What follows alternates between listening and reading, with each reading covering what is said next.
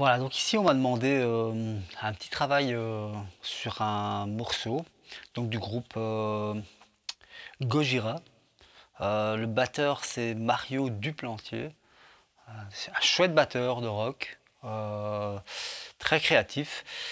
Donc ici il nous propose donc un groove en sextolet. Donc c'est un tuto qui m'a été demandé par un ami à moi batteur. Pour avoir un peu mon avis sur la façon de travailler donc sur le groove qu'il fait en sextolet ici sur ce morceau.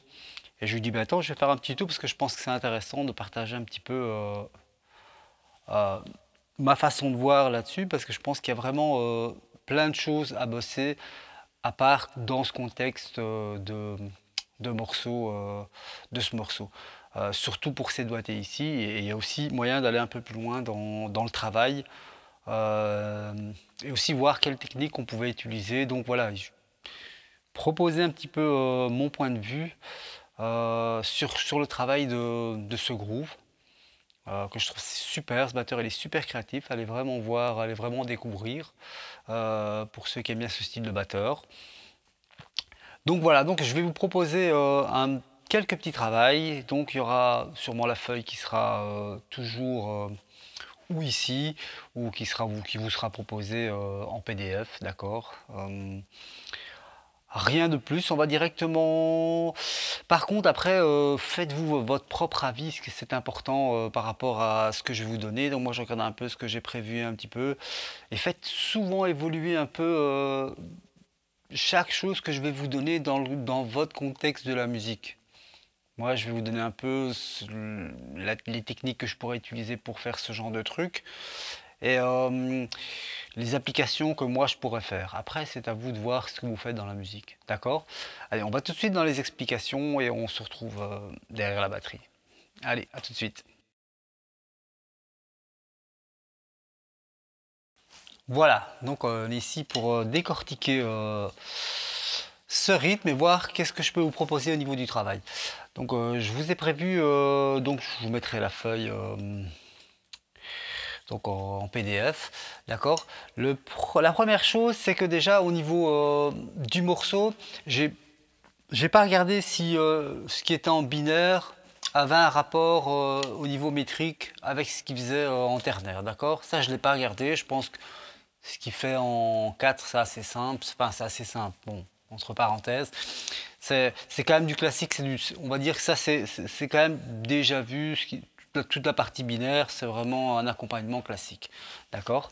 Par contre, sur le rythme en ternaire, la première chose qu'on va faire, c'est décortiquer les doigtés que lui il utilise. Lui, il utilise deux doigtés pour moi. Deux rudiments. On va appeler ça, on va dire deux rudiments. C'est droite, gauche, gauche et droite, droite, gauche pour un break. D'accord. À un moment, il fait un break et il utilise le droite, droite, gauche. D'accord. Donc voilà. Donc on va tout de suite ici sur la caisse claire. On va pas mettre de métronome, rien du tout. On va prendre en main ces doigtés et voir un petit peu les techniques qu'on peut utiliser. Donc la première technique qu'on va utiliser, bah, c'est les petits coups de poignet, le petit meuler, d'accord. Le premier doigté, donc, c'est droite, gauche, gauche, comme ceci. On va pas mettre d'accent, on va tout faire la même dynamique, d'accord.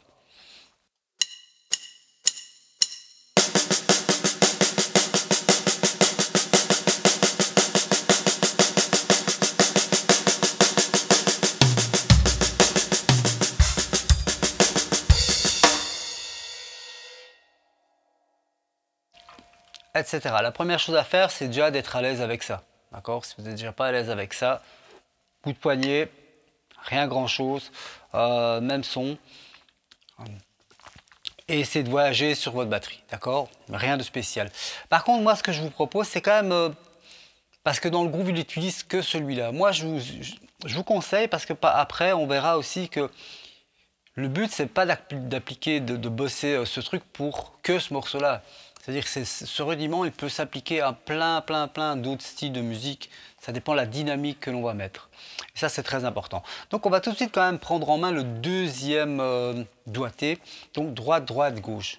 Et vous voyez vous allez voir qu'il sera quand même utile ce doigté là. Et c'est juste 2 doigtés et il se sert à peu près de ça et des coups simples pour faire ce morceau. D'accord? Voilà. Je vous fais ce deuxième doigté, même chose. Rien de compliqué, pas de dynamique, rien du tout.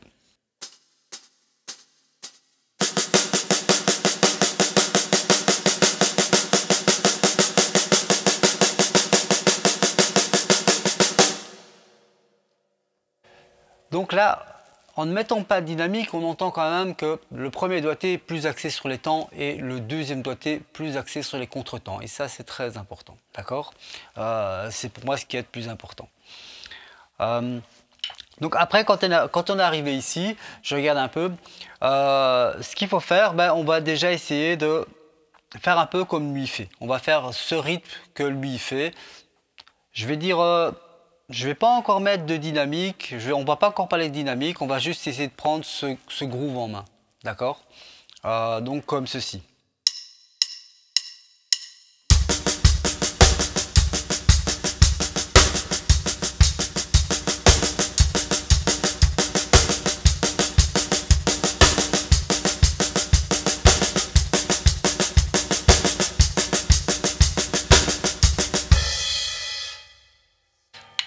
Voilà, donc ici j'ai plutôt utilisé les poignets, un peu les doigts, et passer du Charleston à la caisse claire, d'accord?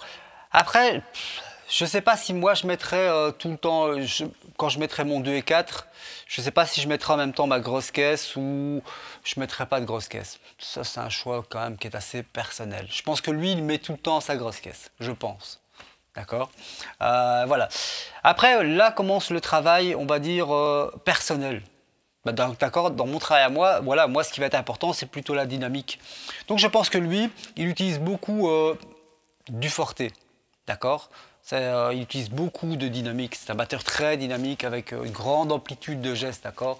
Il va vraiment chercher. Moi, pas du tout. D'accord? Donc si vous devez faire ça, moi j'utiliserai tout ce qui est poignet et un peu moins les doigts. Tout ce qui est poignet et ce qui est amplitude de geste, les meuleurs.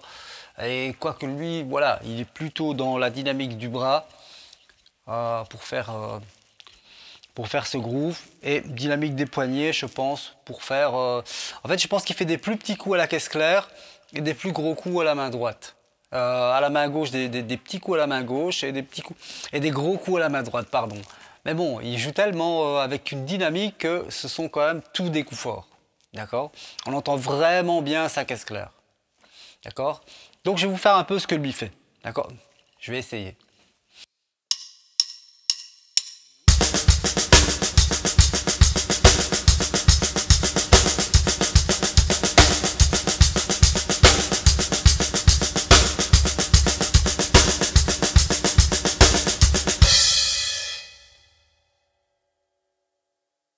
Voilà, donc il faut vraiment être habitué à jouer de cette façon-là. Après, voilà, donc vous êtes là, il y a vraiment ce rythme-là, je pense que c'est ce rythme-là qui fait quasi toute cette partie. Après, ce qu'il fait, il fait beaucoup d'ouvertures de Charleston. Donc moi, ce que je propose, c'est que moi, si je dois faire ce travail-là pour moi, on va dire je le fais pour moi, je vais utiliser plein de variations de Charleston. Je ne vais pas utiliser qu'une seule variation. Comme ça, je vais pouvoir faire d'autres variations dans d'autres morceaux. Je vais pouvoir appliquer ça dans d'autres morceaux. Et c'est ça qui est important. C'est faire un travail, il faut faire pour tout ce que vous accompagnez. Pour moi, c'est primordial.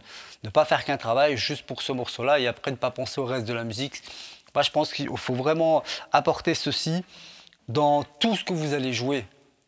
Parce que ceci peut être découpé en parties. Voilà, Chad Smith utilise beaucoup ce genre de truc avec un peu moins de dynamique sur sa caisse claire, mais il utilise beaucoup, il fractionne ça. Il place ça dans une mesure, une seule mesure, deux mesures, voilà, deux temps, voilà, même plus court. Donc c'est très important. Donc la deuxième chose qu'on va essayer d'appliquer, on va essayer de mettre des ouvertures de Charleston, toujours en gardant la même dynamique. Après on parlera du boulot personnel. D'accord? On est toujours dans la dynamique de ce morceau.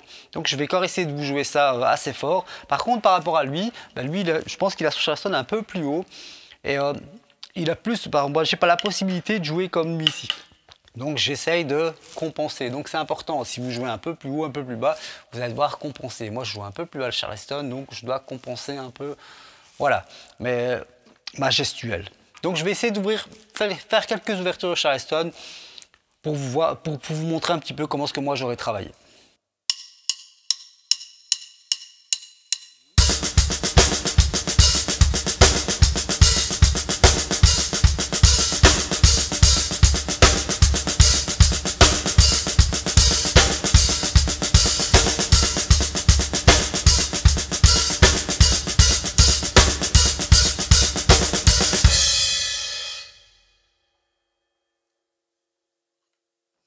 Voilà, cherchez un peu ce qui va vous plaire. Moi, j'essaie de faire les temps, les contretemps, un peu, voilà. Et je pense qu'après, j'aurais cherché un rythme à accompagner tout le morceau, bien défini, mais j'aurais peut-être pu jouer une ouverture de temps en temps différente. D'accord? C'est très important parce que si je sais faire qu'une seule ouverture de Charleston, je vais faire dans tous les morceaux la même ouverture de Charleston.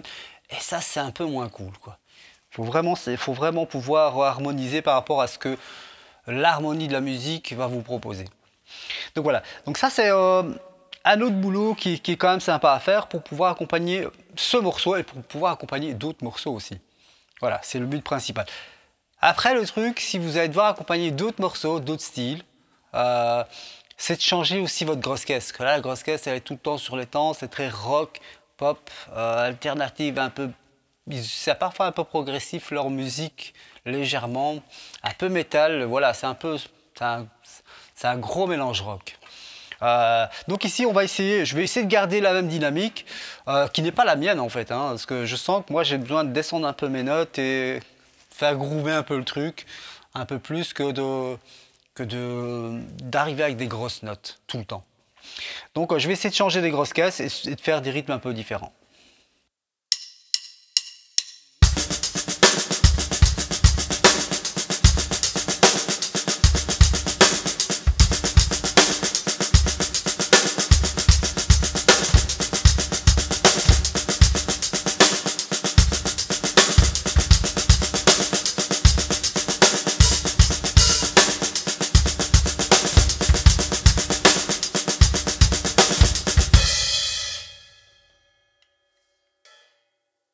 Donc voilà, donc déjà là on entend déjà des trucs assez sympas, d'accord?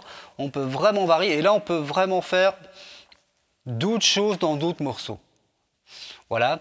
Après moi, voilà, déjà la première fois que j'ai voulu changer ma grosse caisse, moi je travaille beaucoup avec le concept linéaire où ben, je retire une note, je la remplace par une autre. Donc après, bon, voilà, chacun voit un petit peu sa façon de faire. Après, le but c'est de changer aussi les sons. D'accord? C'est de pas se dire, voilà, je vais jouer toute ma vie sur mon Charleston. Bon, c'est faux. D'accord? Essayez de changer les sons. D'accord? Exemple, je vais essayer de vous donner un exemple. Toujours en gardant la même dynamique. D'accord? On ne parle pas encore de dynamique. J'utilise toujours la même. Même si lui, il a plus de dynamique que moi. Mais moi, là, je suis déjà dans une grosse dynamique par rapport à ce que j'utilise d'habitude. D'accord? Je vais essayer de vous changer les sons.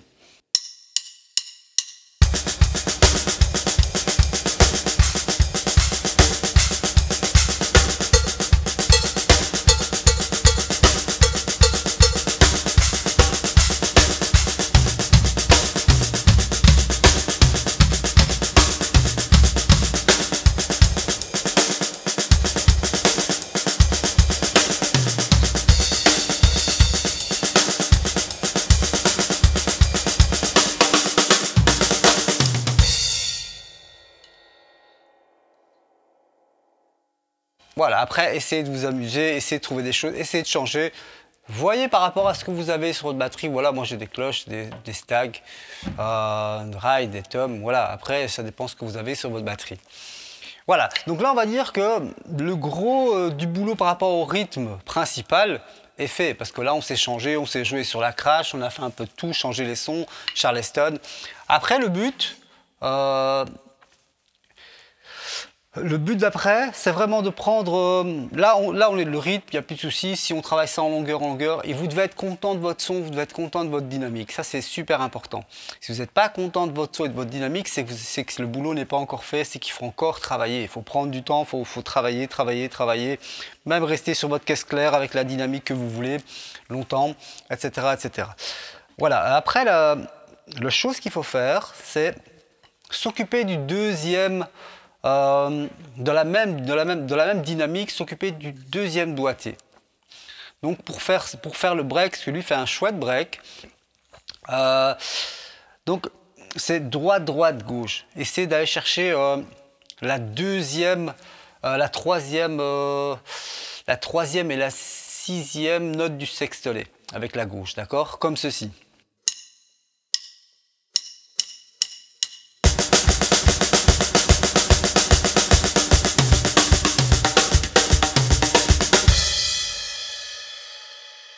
D'accord.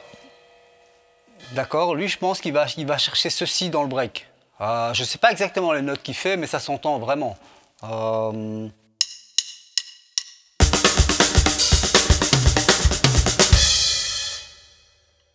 Voilà. Donc, le plus simple, c'est toujours sur votre caisse claire un Charleston, comme ceci.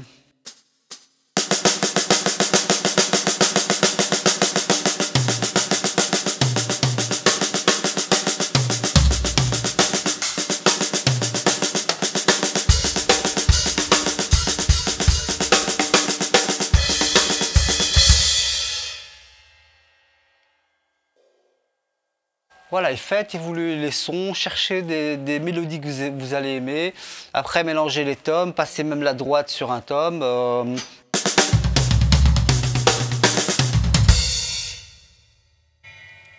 À vous de voir, d'accord? Il peut se passer plein de choses. Mais c'est important aussi de s'occuper de ce doigté. Par contre, si vous n'êtes pas content, il faut rester.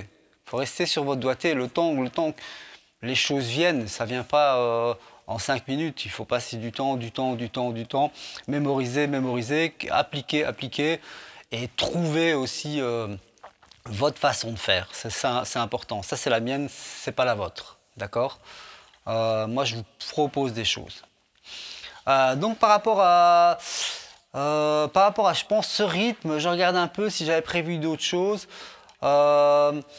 Voilà, je pense qu'il n'y a rien de plus au niveau de ce rythme. La méthode de travail, c'est celle-là. Il n'y a pas plus, d'accord? Au niveau du break, je pense que c'est un peu comme ça qu'il fait. Par contre, après, il arrive un deuxième travail pour accompagner d'autres trucs, c'est que la dynamique. La dynamique, elle est importante parce que la dynamique, elle peut être là, elle peut être là, elle peut être là. Et par rapport à ce que je vais accompagner, je vais mettre beaucoup de dynamique. Par exemple, moi, je préfère, dans ce genre de rythme, je préfère descendre mes ghost notes, par exemple, comme ceci.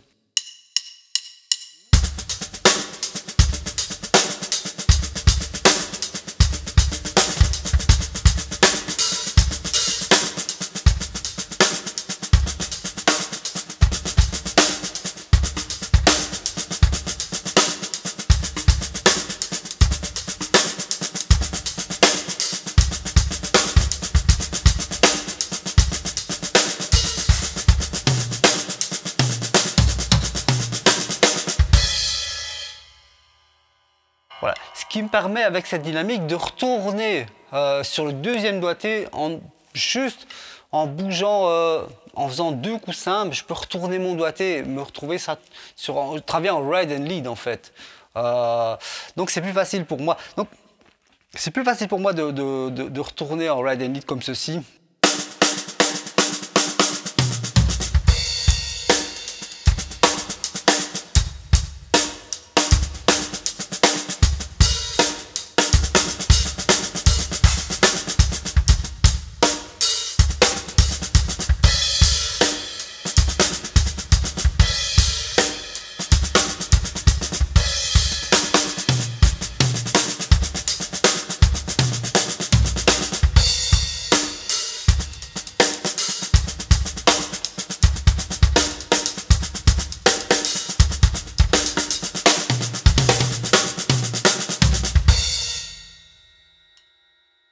je vais plutôt explorer ça de cette façon-là, d'accord? Voilà. Après, c'est très important, cette dynamique, parce qu'elle s'applique partout sur votre batterie.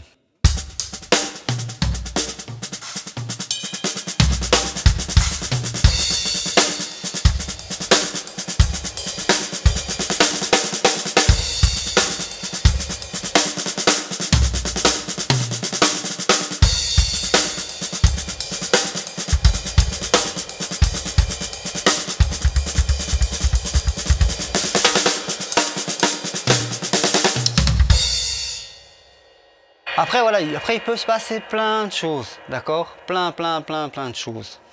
Que dire d'autre? Alors aussi, alors si on assemble, le truc aussi qui est important, si on assemble les deux doigtés, on arrive au paradiddle diddle renversé. Et donc là, ça ouvre d'autres portes aussi, sans changer. Et là, on prend les mêmes doigtés, on les assemble juste. Donc on n'a rien appris de nouveau. Donc on est toujours dans la même chose, mais qu'on applique. Et c'est important d'appliquer. D'apprendre peu de choses, mais de savoir les appliquer. D'apprendre plein de choses et de ne pas savoir les appliquer, ça ne sert à rien. À rien du tout. D'accord? Donc, prendre peu de choses et les appliquer. Donc là, si on assemble les deux doigtés, ben, on sait qu'on va tomber sur la première note du sextolet et la dernière note du sextolet. Et là, on arrive sur quelque chose qui va déjà sautiller, comme ceci.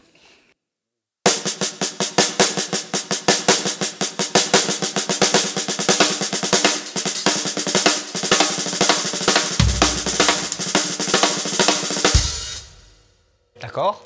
Donc ça veut dire que quelque part, on a déjà une nouvelle façon qu'on pourrait déjà accompagner dans un morceau.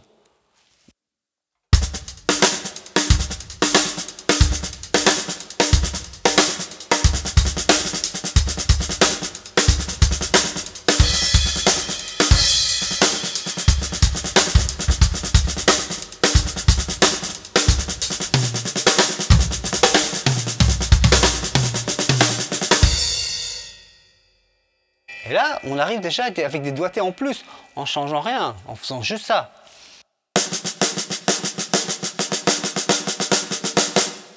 Temps et contre-temps, d'accord? Et quand on les assemble, ça donne une autre dynamique.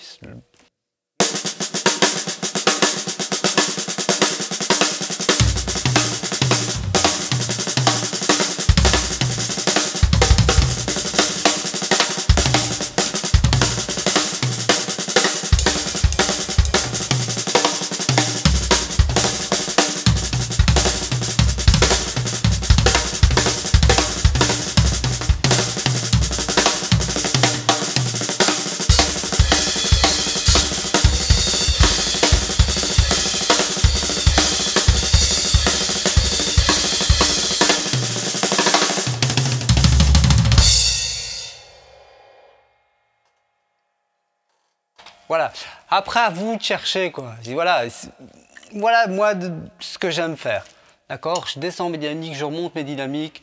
Très important. Donc, faire ça bien carré, bien comme lui le fait. Après, changer les dynamiques, changer les sons, changer de notes, changer d'instrument. Changer de son sur votre instrument. Développer. Explorer un maximum les choses pour essayer dans votre musique à vous d'être créatif aussi, d'accord? Avec quoi? Deux petits doigtés, d'accord? Le but, c'est de bien comprendre ça, c'est que deux petits doigtés vous permettent de faire plein de choses dans la musique. Donc ça veut dire que c'est rentabiliser les doigtés qu'on va travailler. Et c'est ce qu'il faut essayer de faire, je pense, en musique. C'est apprendre des petites choses qui en deviennent des grandes. Apprendre plein de grandes choses qui deviennent toutes petites, je n'ai pas l'impression que ça serve à grand chose, d'accord?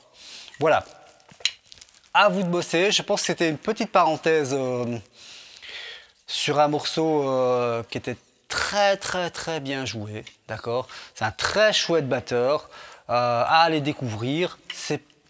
Je vais dire que c'est pas ce que j'écoute tous les jours, c'est pas le genre de style de musique que j'écoute non plus tous les jours.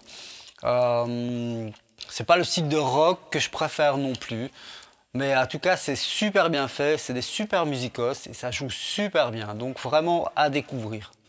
Allez, j'espère que ce petit tuto vous aura plu. J'ai essayé d'être le plus complet possible pour vous donner ma méthode à moi de travailler sur ce genre de truc. Donc je ne vais pas me contenter de m'arrêter sur le rythme, je vais essayer de voir plus loin pour plus tard, après, pouvoir jouer d'autres choses que m'aura apporté ce groove et ce break. D'accord?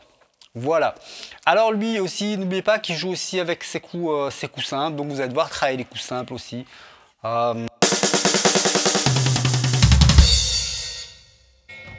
D'accord? Et lui, il joue ça avec une force. Il a vraiment une grosse dynamique, ce batteur. Très chouette. Allez, bon, je vous laisse travailler à votre aise. La structure, vous la ferez vous-même et vous chercherez vous-même les notes qu'il met dans les breaks. D'accord? Il n'utilise que ses doigtés. Après, est-ce que vous devez faire exactement le Charleston comme met Charleston, ce tom-là? À vous de voir. D'accord?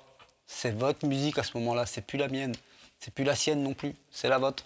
Allez, ciao, à bientôt. Et n'hésitez pas à partager.